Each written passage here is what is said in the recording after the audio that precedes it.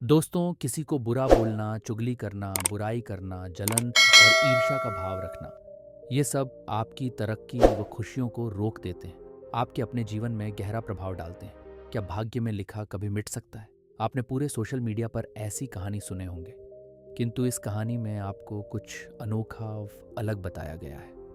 कहानी में आपको पता चलेगा कि जो कुछ भी हमारे जन्म से पहले लिखा जा चुका होता है, क्या उसको हटाया जा सकता है? अगर आप यह सब कुछ जानना चाहते हैं तो इस अनोखी कहानी को कृपया अंत तक जरूर सुने दोस्तों। यह कहानी बड़ी ही शिक्षाप्रद, महत्वपूर्ण और ज्ञानवर्धक है। मेरा आपसे निवेदन है कि कहानी के अंत तक हमारे साथ में बने रहना। प्राचीन समय की बात है। एक गांव में श्यामू नाम का गरीब किसान रहता था।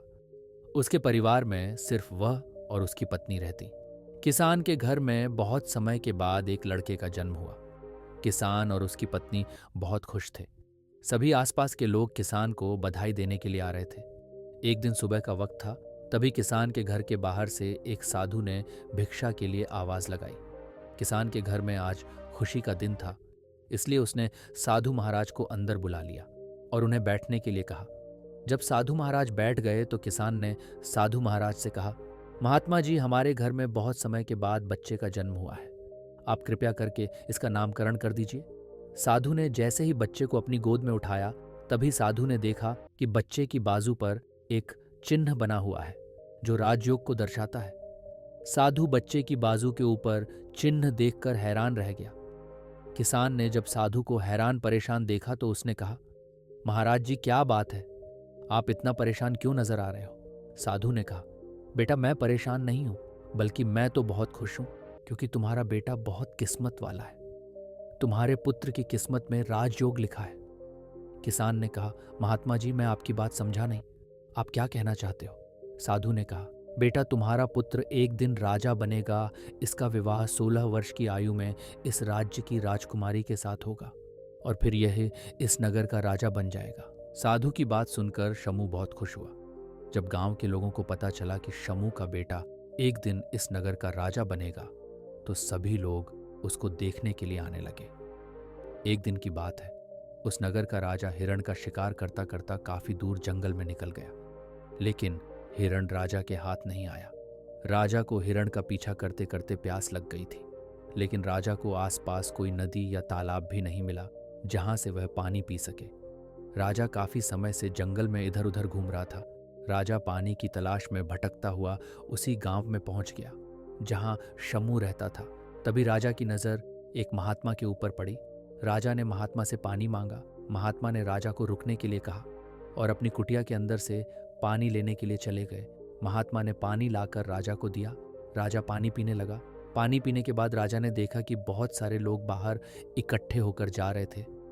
राजा ने महात्मा से उन लोगों के बारे में पूछा तो महात्मा ने कहा, ये सभी श्यामू के घर जा रहे हैं, क्योंकि उसके घर में एक बहुत ही किस्मत वाला बच्चे का जन्म हुआ है और एक साधु बाबा ने उसके बारे में भविष्यवाणी की है।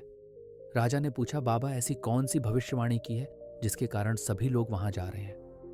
महात्मा ने कहा, साधु बाबा ने बताया है कि जब श्यामू का बेटा 16 साल का होगा तो उसका विवाह इस राज्य के राजा की पुत्री के साथ होगा और उसका पुत्र इस राज्य का राजा बनेगा। महात्मा की बात सुनकर राजा को बहुत गुस्सा आया कि आखिर एक मामूली किसान का बेटा उसकी पुत्री के साथ विवाह कैसे कर सकता है। राजा ने महात्मा से कहा, महात्मा जी, मैं ही इस राज्य का राजा हूं और आप क्या सोचते हो, एक मामूली किसान के बेटे के साथ मैं अपनी बेटी की शादी कर दूंगा। महात्मा ने कहा, राजन, जो इस बच्चे के भाग्य में लिखा है उसे कोई नहीं मिटा सता। राजा को अपनी ताकत पर बहुत घमंड था। उसने कहा, महात्मा जी, मैं भगवान का लिखा हुआ आपको मिटाकर दिखाऊंगा। महात्मा ने मुस्कुराते हुए कहा, राजन, मैं भी यही हूं और आप भी यही हैं, देखते हैं। राजा ने महात्मा को प्रणाम किया और वापस अपने राजमहल चला गया। रात को राजा को नींद नहीं आ रही थी। वह यही सोच रहा था कि किसी भी हालत में उस साधु की भविष्यवाणी को सच नहीं होने देनी है। अगले दिन राजा अपना वे बदल श्यामू के गांव में पहुंच गया। लोगों से पूछता पूछता राजा श्यामू के घर पहुंचा। राजा ने श्यामू के घर के बाहर जाकर उसे आवाज लगाई। शमू उसकी आवाज सुनकर घर से बाहर आया और उससे पूछा, आप कौन हो? आप और किस लिए आए हो? राजा ने कहा, मैं सेठ हूं और मेरे खुद के कपड़े का व्यापार भी है और पास के ही गांव में रहता हूँ। मैंने लोगों से सुना है कि तुम्हारे घर में एक तकदीर वाला बच्चे का जन्म हुआ है और उसकी किस्मत में योग लिखा हुआ है। शंभू ने कहा, हाँ सेठ जी, आपने सही सुना है। राजा ने श्यामू से कहा, अगर तुम बुरा ना मानो तो एक बात कहूँ। श्यामू ने कहा, हाँ सेठ जी बोलो। राजा ने कहा, तुम अपना बच्चा मुझे दे दो, इसके बदले में मैं तुम्हें बहुत सारा धन दूंगा और तुम्हारे बच्चे का पालन पोषण भी करूंगा। श्यामू की पत्नी ने कहा, नहीं सेठ जी, मैं अपना बच्चा आपको नहीं दे सकती। राजा ने कहा, तुम एक मामूली से किसान हो, तुम अपने बच्चे का पालन पोषण अच्छी तरह से कैसे कर सकोगे। श्यामू ने सेठ की बात सुनकर कहा, हाँ सेठ जी, आप ठीक कहते हो, हम इस बच्चे का पालन पोषण अच्छी तरह से नहीं कर सकेंगे। शंभू की बात सुनकर उसकी पत्नी ने कहा, ठीक है सेठ जी, मैं आपको अपना बच्चा देने के लिए तैयार हूं। लेकिन यह कहकर राजा ने बच्चे को ले लिया और वहां से चला गया।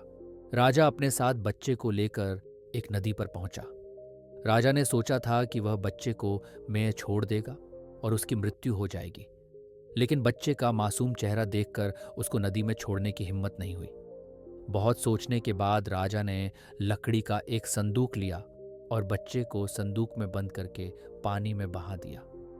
राजा ने सोचा संदूक गहरी नदी में जाकर अपने आप ही डूब जाएगा और यह बच्चा मर जाएगा। यह सोचकर राजा अब निश्चित होकर वापस राजमहल में चला गया कि अब यह बच्चा वापस नहीं आएगा और मेरी बेटी के साथ इसकी शादी भी नहीं होगी।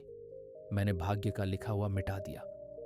उधर वह संदूक बहता हुआ एक नदी के किनारे पर पहुंचा, जहां पर एक धनवान सेठ सूर्य देवता को जल चढ़ा रहे थे।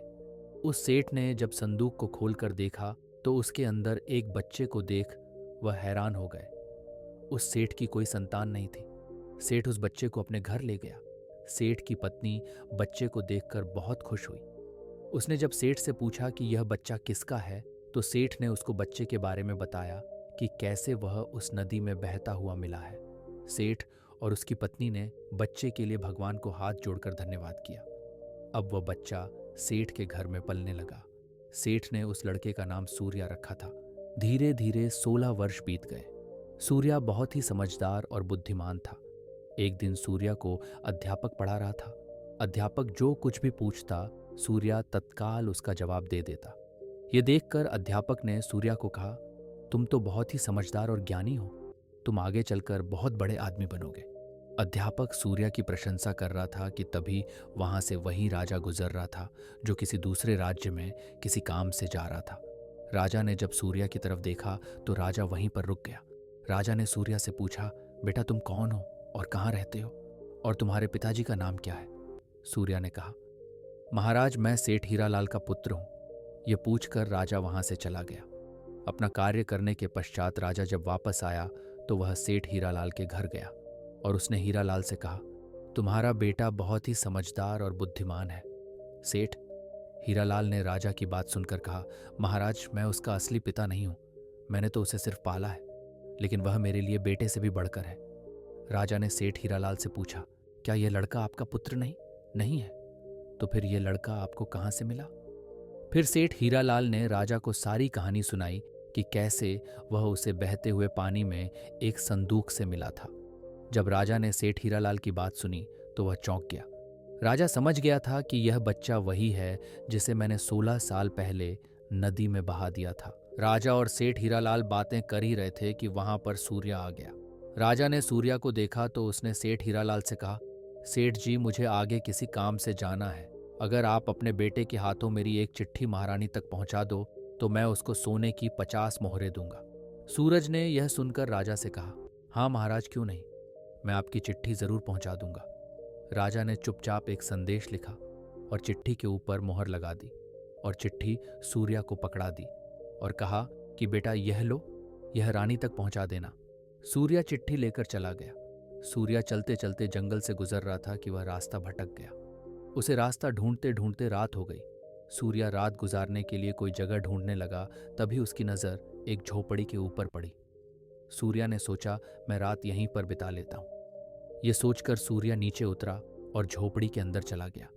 जब सूर्या अंदर गया तो उसने देखा कि एक बूढ़ी औरत खाना बना रही थी। बूढ़ी औरत ने सूर्या को देखा तो उससे पूछा कि बेटा तुम कौन हो और बिना इजाजत अंदर क्यों आए हो। सूर्या ने अपने बारे में बताया कि वह रास्ता भटक गया है, इसलिए रात गुजारने के लिए यहाँ पर आया है। सूर्या की बात सुनकर बूढ़ी औरत को उसके ऊपर दया आ गई। लेकिन फिर बूढ़ी औरत ने सूर्या से कहा, बेटा तुम्हारा यहाँ पर रुकना ठीक नहीं है, क्योंकि यह डाकुओं का अड्डा है। अभी कुछ ही देर में डाकू आने वाले हैं। यदि उन्होंने तुम्हें यहाँ देख लिया तो तुम्हारे लिए परेशानी खड़ी हो जाएगी। सूर्या ने कहा, लेकिन माता जी इतनी भयानक रात में मैं कहीं और जा भी नहीं सकता। अगर मैं बाहर गया तो जंगली जानवर मुझे खा जाएंगे। इससे अच्छा है मैं यहाँ कोने में जाकर लेट जाता हूँ। यह कहकर सूर्या कोने में जाकर लेट गया। कुछ समय के बाद डाकू अपने घर वापस आए। डाकुओं ने जब घोड़े को बाहर देखा तो सूर्या बूढ़ी माता से उसके बारे में पूछा। बूढ़ी माता ने उनको बताया कि इसका का नाम सूर्या है।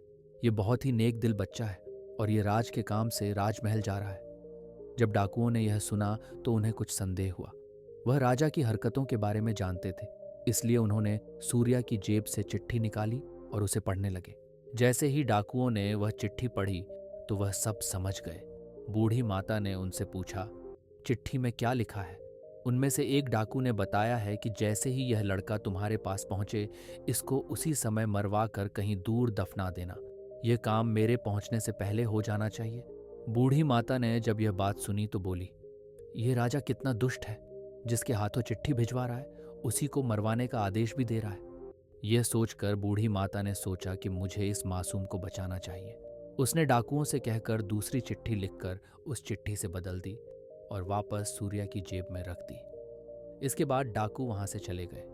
सुबह होते ही सूर्या उठा और बूढ़ी माता को धन्यवाद देकर वहां से चला गया।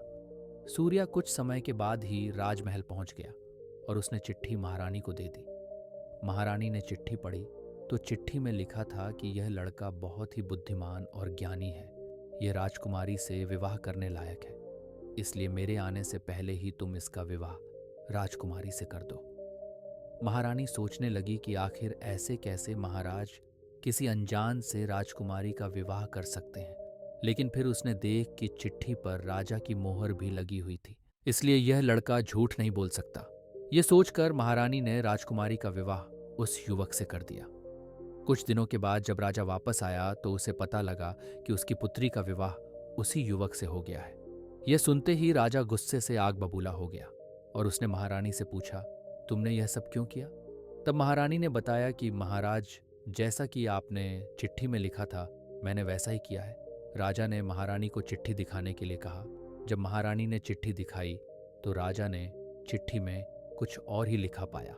यह देखकर राजा ने गुस्से में सैनिकों को कहा, जाओ और जाकर सूर्या को पकड़ कर लाओ। सैनिक तुरंत गए और सूर्या को पकड़ कर ले आए।